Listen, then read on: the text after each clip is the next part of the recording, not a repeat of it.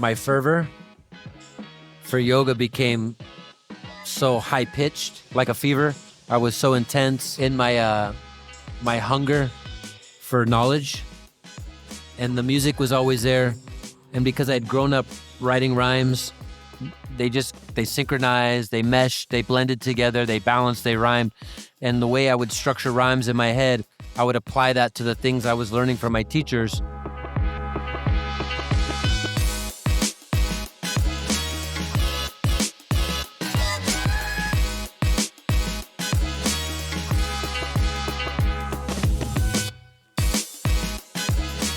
Welcome to the Awaken Magazine podcast, where we feature inspiring leaders who are helping our world awaken to love.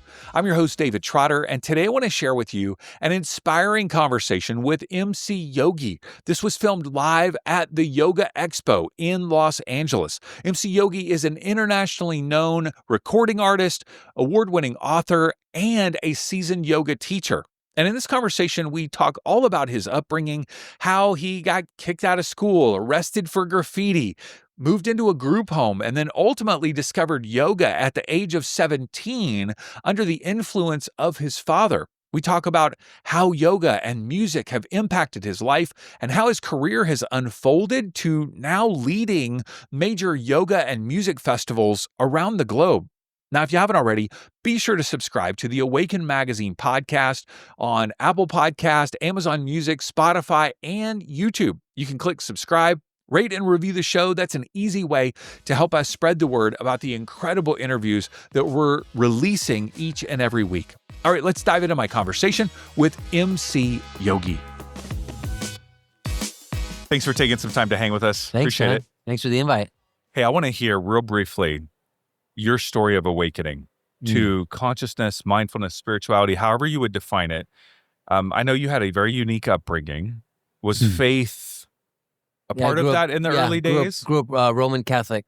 My grandmother was my catechism teacher. She was very devout, so I would say the rosary with her every night when I stayed with her. And then both sides of my family grew up in the church. So I always gravitated toward spirituality. But I used to get in, I was considered a juvenile delinquent. I got into a lot of trouble. I was kicked out of just about every school I attended. I was pretty much a straight F student, suspended, expelled. And I lived in a group home for 2.5 years for troubled teens.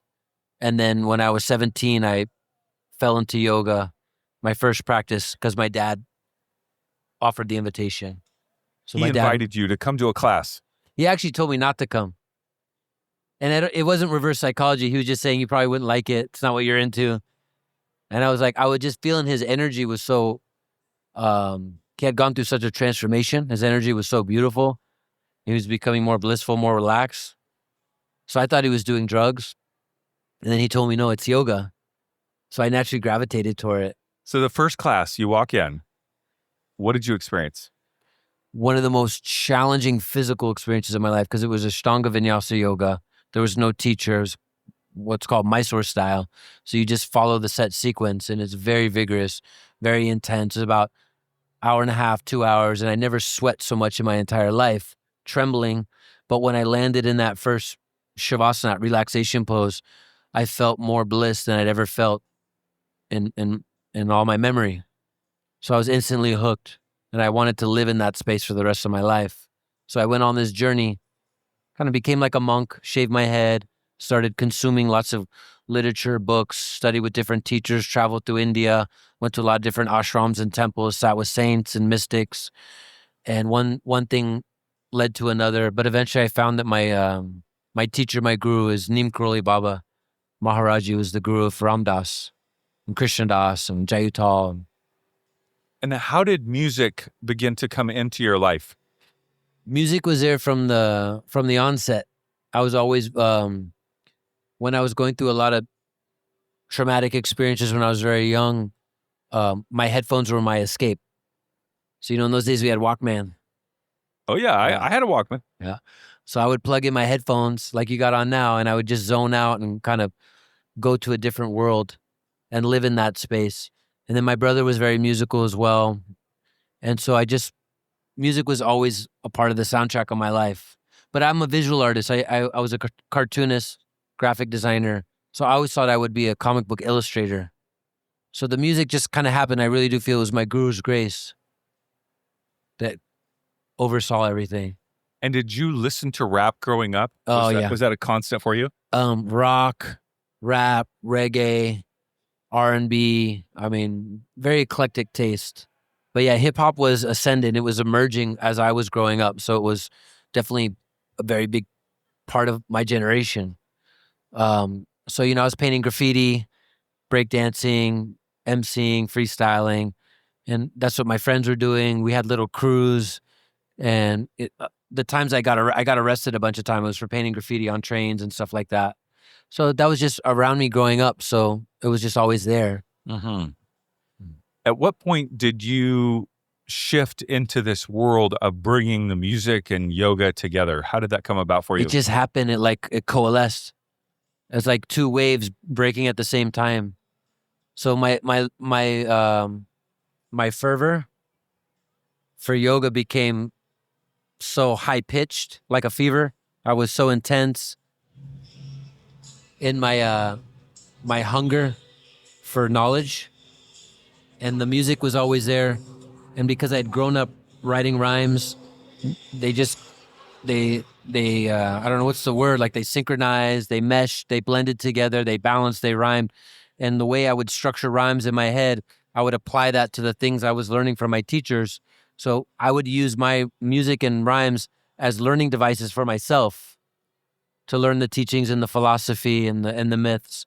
It's how I would remember them and be able to transmit, share, and pass them on the way that they were passing them on to me.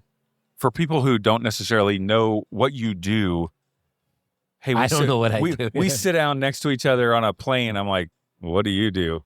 Actually, I met a guy on the plane coming here. He actually ended up coming here today, Mark Morgan. He had a spiritual radio show for many decades, and we ended up next to each other on the plane. He had spent a lot of time with Ram Dass, and we started talking. We had a 5-hour trip. We talked the whole time. So we were saying it was like a podcast. So and I didn't mention to him at all about anything I do. So he came here today as my guest. I invited him, and then he found out. And he was really shocked. He was like, you never told me any of this. Because he had so many amazing stories. So shout out to Mark.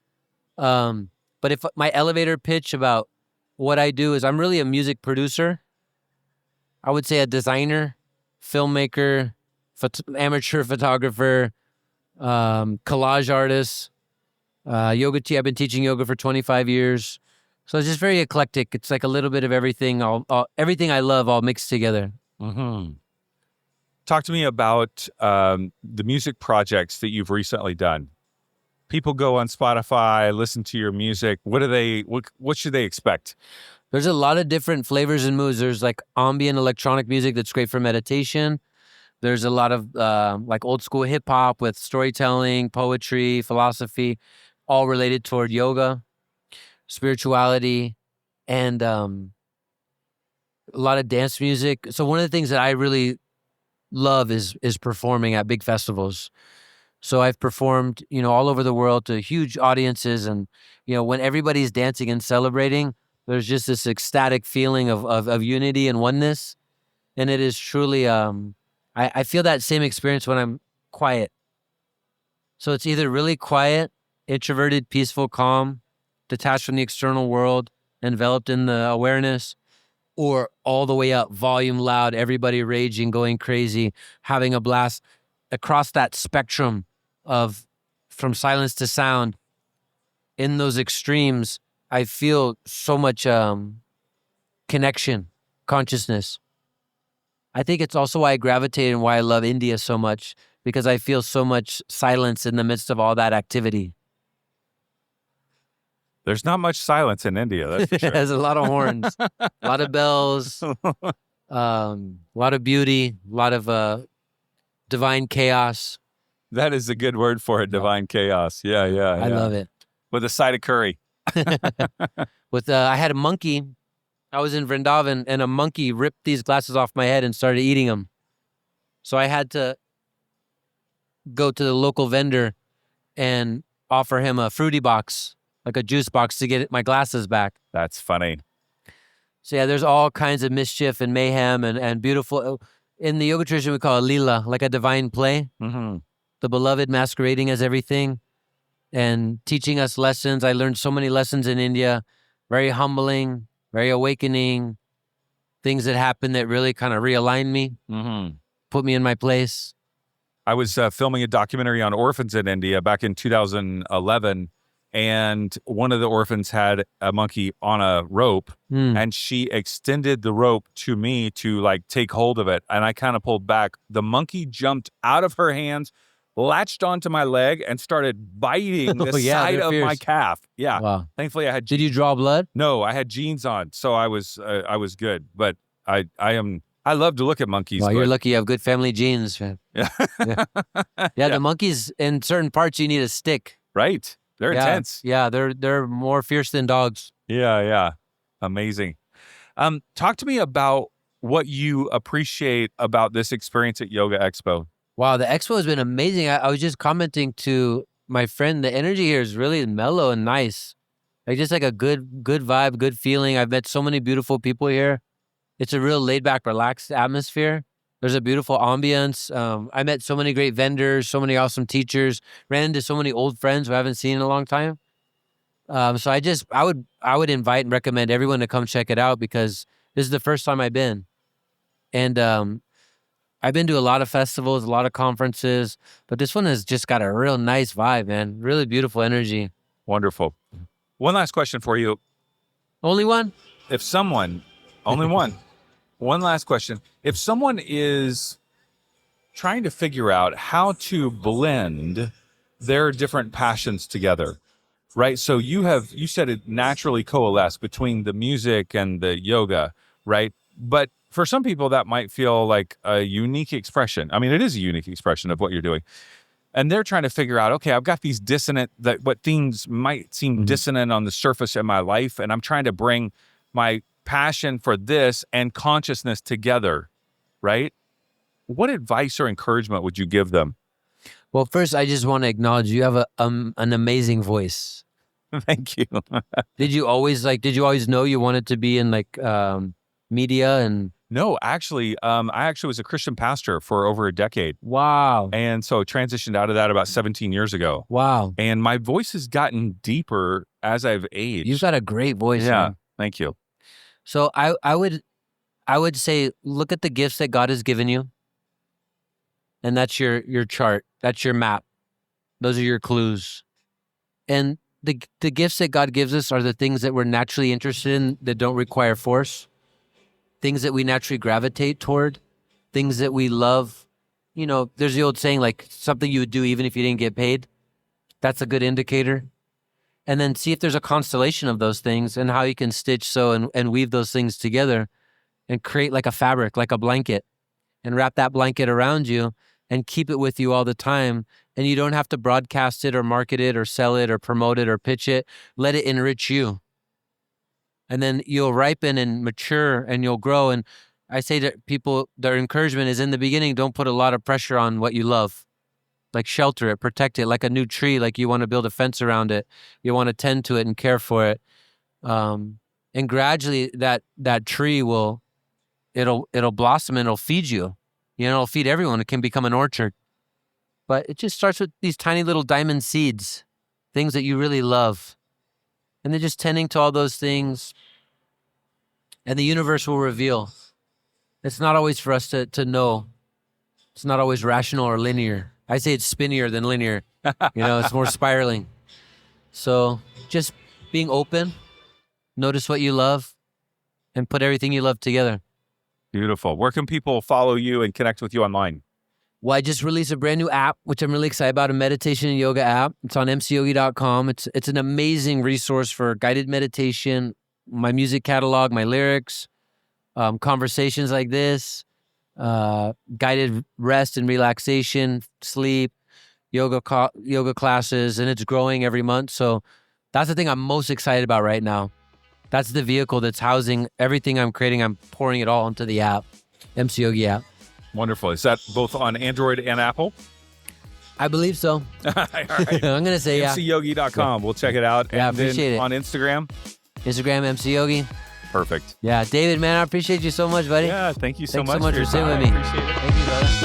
Thanks for listening to the Awaken Magazine podcast. If you enjoyed this episode and our other conversations, would you mind taking a moment to leave a 5-star review and maybe even a comment on Spotify or Apple Podcasts? That's one of the ways that you can give back to the show and help us reach more people. And of course, feel free to share the episode with a friend.